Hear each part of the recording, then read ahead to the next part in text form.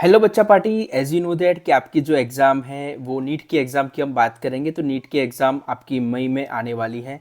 तो आपको आपका फोकस ये रहना चाहिए कि हमने 11 साल तक मेहनत की और स्पेशली ये 2 साल 11th और 12th आपके लिए बहुत जीवन के बहुत इम्पोर्टेंट साल माने जाते हैं। इसमें आपका जो सीट है वो डिसाइड होता है कि आपको आपके जो पेरेंट्स के गोल है, आपके गोल है, उसको कैसे अच्छे अपने लक्ष्य के साथ अचीव करना है। इसके लिए हमारे पास बहुत कम टाइम बचा है। बहुत सारे बच्चे ऐसे होते हैं जो बायोलॉजी को बहुत ज़्यादा पसंद करते हैं, केमिस्ट्री को बहुत ज़्यादा पसंद करते हैं और फिजिक्स में थोड़ा लो रहते हैं। तो इसके लिए मैं आपके लिए एक वीडियो लेके आया हूँ जो नीट के लिए बहुत बढ़िया रहेगा।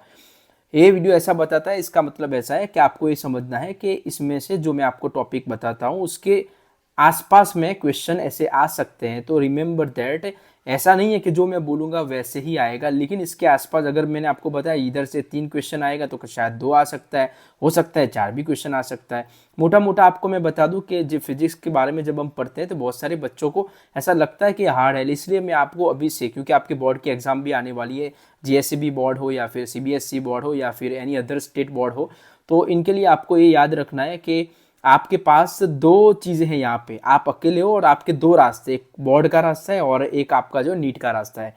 ये दोनों में दखल अंदाजी नहीं होनी चाहिए और आप अपने गोल पे अड़े रहे, क्योंकि आपके लिए नीट वेरी इंपॉर्टेंट है। ठीक है, तो हम बात करेंगे आज क्लास 11 और क्लास 12 में से कौन से क्वेश्चन मतलब कैसे टॉपिक में से क्वेश्चन आते हैं, इसके बारे में हम बातचीत करेंगे। ऑलराइट, तो हम क्लास 11 हो या क्लास 12 हो, उसके अंदर फिजिक्स में कौन कौन से अप्रोक्स अब तक का मैंने जितने 10 साल है इसमें से मोटा मोटा क्वेश्चन की एनालिसिस की है, उसके बाद मैं आपको बताता हूँ यहाँ से कैसे क्वेश्चन आ सकता है। हो सकता है मैं बताऊँ उसमें प्लस माइनस हो, लेकिन आपको मोटा मोटा इतना याद रखना है कि ऐसे इस टाइप के क्वेश्चंस मतलब टॉपिक में से आ सकते हैं। Alright, so whenever we are talking about the class 11, सो आपको याद रखना है यूनिट और डायमेंशन की। जब हम बात करें यूनिट एंड डायमेंशन, तो यहाँ से यूनिट और डायमेंशन जो होता है दोस्तों, इसमें से आपको यूनिट ले लो, सिग्निफिकेंट फिगर्स ले लो और देन डायमेंशन एनालिसिस ले लो और एरर ले लो। यहाँ से आप मोटा मोटा समझ के रखिए कि यूनिट और डायमेंशन में से इधर से 2 क्वेश्चन आते हैं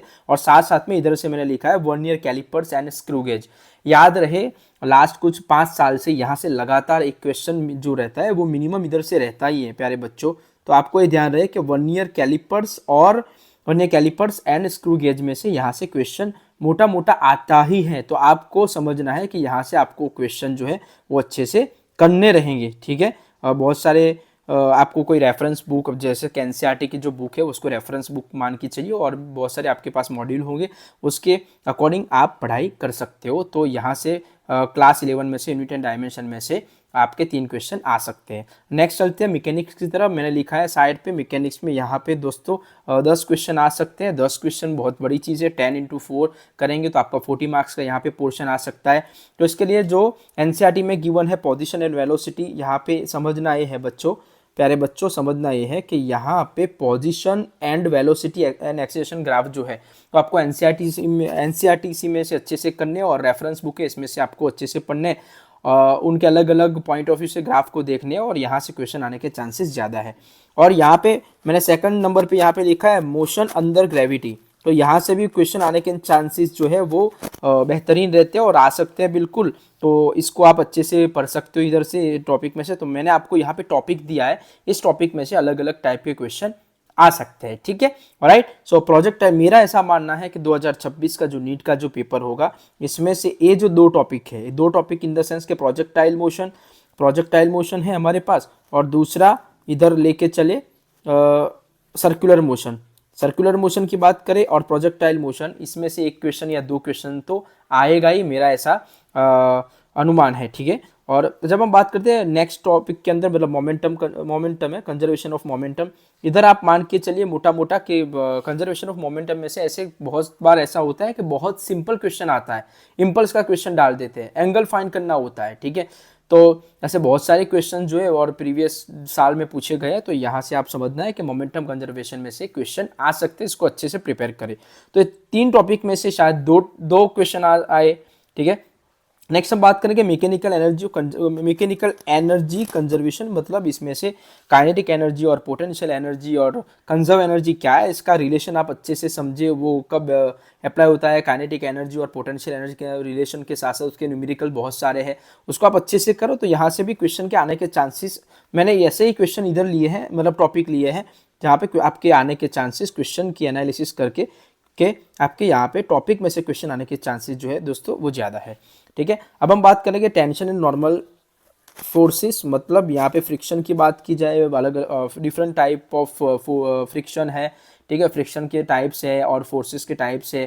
तो लॉज ऑफ मोशन को आप अच्छे से करके जाए, इसमें से भी मैं मानता हूँ कि लॉज ऑफ मोशन बहुत सारे बच्चों के लिए थोड़ा हैवी रहता है, लेकिन आप उसके बेसिक रूल्स और एनसीईआरटी को आप इजीली समझोगे तो आपको इजीली पता चलेगा कि यहाँ से क्वेश्चन जो है वो आते ही है, लेकिन आपको सॉल्व कैसे करना है वो बहुत अच्छी चीज़ है यहाँ पे, कि आप उसको छोटी छोटी जो एनसीईआरटी में लाइंस लिखी है उसको आप अच्छे से एनालिसिस करके उसको आप सॉल्व कीजिए। नेक्स्ट हम बात करेंगे मोमेंट ऑफ इनर्शिया, इधर से भी क्वेश्चन बहुत सारे आते हैं मोमेंट ऑफ इनर्शिया से, तो प्लीज़ इस टॉपिक को आप अच्छे से कर दीजिए। क्लास 11 में chapter number 6 system of a particle में से यहाँ पे क्वेश्चन आने के जो चांसेस है रोटेशनल मोशन वाला, तो मिनिमम 1 या 2 क्वेश्चन इसमें से आते ही हैं, तो आप इसको अच्छे से करके जाइए।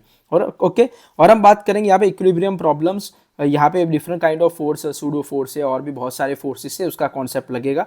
अगर आपको इसको स्किप करना है तो आप कर सकते हो, नो इश्यू एट ऑल, लेकिन याद रहे कि यहाँ पे जो ऊपर की जो टॉपिक है प्रोजेक्टाइल मोशन की बात कर लो या फिर सर्कुलर मोशन है, इम्पल्स की बात कर लो, ठीक है, और टेंशन एंड नॉर्मल फोर्स, यहाँ से क्वेश्चन आने के जो चांसेस है वो ज़्यादा है। ठीक है, अब जब हम बात करते हैं क्लास 12 के अंदर, तो क्लास 12 के अंदर दोस्तों इलेक्ट्रोस्टैटिक ले लो, ठीक है, इलेक्ट्रोस्टैटिक में chapter number 1 and 2, okay, current electricity chapter number 3, और हम जब बात करते हैं मूविंग चार्ज एंड मैग्नेटिज्म, मतलब चैप्टर नंबर 4 एंड 5, इसमें से आपके नीट के अंदर 10 क्वेश्चन आ सकते हैं। आप समझ के चलिए, मैंने आपको पहले बताया इधर आपके 3 क्वेश्चन है, इधर 10 क्वेश्चन, मतलब टोटल इधर मिला के अगर आपके पास टाइम कम है और आपको फिजिक्स अगर आप स्किप करना चाहते हो, तो मेरी आपको एक एडवाइस है कि आप ये जो आपको स्क्रिप्ट दिख रही है उसको अच्छे से करिए, sure you will get a good marks, you will cover many question. So इधर क्लास 11 की जब हम बात करें दोस्तों कि यहाँ पे 13 क्वेश्चन है, तो आपको पता ही है 13 इंटू 4 करना है, तो आपका 52 मार्क्स का इधर का 52 मार्क्स का आपका इधर कवर हो सकता है। ठीक है, आप अच्छे से करेंगे, हो सकता है ज़्यादा भी आए, हो सकता है थोड़ा ऊपर नीचे हो, बट इतना आप मान के चलना है। ठीक है, जब हम बात करते हैं नेक्स्ट क्लास 12 के अंदर, मैंने आपको बताया यहाँ से 10 क्वेश्चन आएंगे चैप्टर नंबर फ्रॉम 1 to 5 के अंदर। तो मेरा ऐसा मानना है कि आप स्टेट बोर्ड की एग्जाम दे तो इसके अंदर भी आपको एक चैप्टर अच्छे से करने हैं। यहाँ पे 10 क्वेश्चन कवर होंगे 10 इंटू 4, तो अगेन यहाँ पे जो है वो 40 मार्क्स, इधर का भी 40 मार्क्स है, मतलब मैकेनिक्स के अंदर इधर भी 40 मार्क्स है, तो यही 80 मार्क्स हो गए। ओके, ठीक है, अब हम बात करते हैं मॉडर्न फिजिक्स में। स्टूडेंट को ऑलवेज बोलता हूँ सबसे पहले आपको मॉडर्न फिजिक्स कवर करना है। मॉडर्न फिजिक्स में से दोस्तों 8 क्वेश्चन जो है वो इजीली आते ही और बहुत इजी रहता है और बच्चों को इजी भी लगता है। ठीक है, तो मेरा ऐसा मानना है कि आप मॉडर्न फिजिक्स को अच्छे से करिए ताकि आपका जो मार्क्स है वो इजीली कवर हो और क्वेश्चन इजीली आप अटेंड कर पाओ। ओके, इसके अंदर ज़्यादातर मैं आपको पहले नंबर की प्रेफरेंस देता हूँ कि लॉजिक गेट की बात, तो सबसे पहले आपको लॉजिक गेट अच्छे से करने हैं। ठीक है, उसके बाद आपको पीएन जंक्शन में से ऑलमोस्ट क्वेश्चन आता ही है, तो इसको आप अच्छे से करिए। पीएन जंक्शन में से यहाँ से एक क्वेश्चन रहेगा, लॉजिक गेट में से तो 2 क्वेश्चन भी रह सकता है, मिनिमम एक तो यहाँ पे रहता ही है। ठीक है, तो आप इसको अच्छे से करिए। और प्रॉपर्टीज ऑफ न्यूक्लियस, इसमें से क्वेश्चन दोस्तों बहुत सारी, जैसे कि मैं आपको इसमें आपको एडवाइस करूंगा कि आपको एनसीईआरटी का ही पढ़ना है। जब chapter number 13 class 12 chapter number 13 की जब हम बात करें, इसके अंदर आपको न्यूक्लियस की प्रॉपर्टी पढ़िए और रेडियस, जो न्यूक्लियस की जो साइज है, डेंसिटी है, और इसके साथ साथ छोटे छोटे जो क्वेश्चन है उसको आप अच्छे से करिए। श्योर यू विल कवर 2 और 3 क्वेश्चन फ्रॉम दिस चैप्टर। तो मिनिमम 2 क्वेश्चन तो आएंगे ही, तो आप इजीली कवर कर सकते हो। और अगेन वेरी इंपॉर्टेंट कि आप बोहर मॉडल की यहाँ पे बात की जाए तो यहाँ पे बेसिकली आपको class 12 chapter number 12 Bohr model के अंदर रेडियस ऑफ हाइड्रोजन एटम और एनर्जी को अच्छे से करिए। आयोनाइजेशन एनर्जी, एक्साइटेशन एनर्जी, इसमें से ही एक क्वेश्चन या 2 क्वेश्चन मिनिमम रहता है। ठीक है, मैंने आपको जो 4 टॉपिक दिए हैं, radius of hydrogen atom, and energy of hydrogen atom and then ionisation energy, excitation energy में इसमें से करिए। और बाकी का जो बचा है इधर से इक्वेशन ऑफ इलेक्ट्रोमैग्नेटिक वेव, इसका जो इक्वेशन है उसमें से अलग अलग आपको वेवलेंथ पूछ सकते हैं, उसका इक्वेशन फुलफिल करना होता है वो पूछ सकते हैं। देन आपको C is equal to F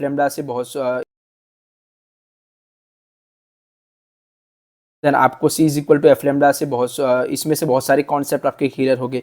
और यहाँ पे फोटो इलेक्ट्रिक इफेक्ट जो है, आइंस्टाइन की फोटो इलेक्ट्रिक इफेक्ट, यहाँ से भी डी ब्रोगली हाइपोथेसिस जो है lambda is equal to H upon P, इसमें से बहुत सारे अलग अलग डिफरेंट काइंड ऑफ क्वेश्चन, मैंने आपको एक फॉर्मेट दिया लेकिन इसमें से बहुत सारे डिफरेंट काइंड ऑफ क्वेश्चन जो है वो निकल के आते हैं। तो this is one kind of a blue print of a NEET exam. Okay, तो आप इसको अच्छे से करिए और आप इसका स्क्रीनशॉट ले लीजिए, ताकि मेरा ऐसा मानना है कि आप इजीली क्वेश्चन को कवर कर पाओ। तो अगेन मैं आपको बोलूँगा इसका स्क्रीनशॉट भी आप ले सकते हो, ठीक है। स्क्रीनशॉट लेके आप इसको सेव कीजिए और आपकी जो वॉल है उसके ऊपर स्टिक कर दीजिए और इसको अच्छे से आप पढ़िए, टाइम लेके पढ़िए। तो I think you will get a good marks and you will cover good amount of question. Thank you so much. My name is doctor Salman Jhabba और अगर आपको कुछ भी डाउट्स है तो आप कमेंट कीजिए, मैं आपको श्योर सॉल्व करवाऊंगा। Thank you so much.